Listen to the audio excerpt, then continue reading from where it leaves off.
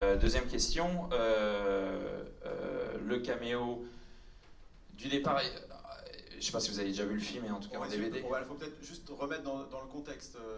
Il y avait une scène qui a été coupée, Ouais, que tu as tournée. Que j'ai tourné au pôle Nord. Voilà. Et donc Banner allait au pôle Nord dans sa, comment on peut dire, son antre. Ouais. Un truc comme ça. Non, en fait, le film commence. C'est pas mal, la scène est pas mal. Le film commence, on suit un camion, etc. Et le mec descend, plan de découverte, on voit que c'est Edward Norton, il marche dans la neige, il est pas très très bien habillé, il a ça, etc. Et puis il commence à enlever des vêtements, on dit mais qu'est-ce qu'il fout? Il monte, il a froid aux mains, etc. Il arrive en haut d'un glacier, il enlève tous ses vêtements, il a super froid, et Edward est froid, et il prend un flingue, il se le met dans la bouche, il arme, et au moment où il va appuyer, sa pupille devient verte, et on ne voit pas, et il se suicide.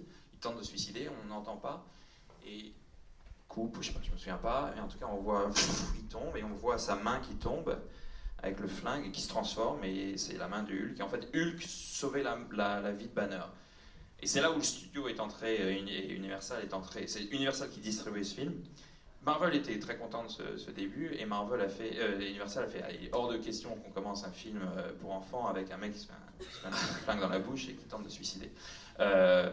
Et à la fin, et le caméo, c'était donc Hulk lui sauve la vie, mais on voyait pas Hulk encore, on sent que c'était un point de vue de Hulk, donc on voit Banner, sa main se transformer, et il fait il s'énerve, il tape la banquise, et un plan de coupe aérien.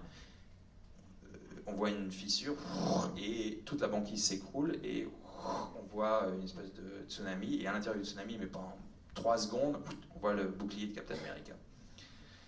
C'est moi qui avais fait ça, et c'était le début, parce que Hulk en fait c'était moi ce que Kevin Feige, enfin tout le monde s'était dit, on s'est dit, on va peut-être faire un truc, on va essayer de faire plusieurs super-héros en même temps. On s'est dit de faire ça serait pas mal, et on a suggéré, moi j'ai suggéré de commencer à saupoudrer des histoires, l'univers de Marvel à l'intérieur du film. Donc il y a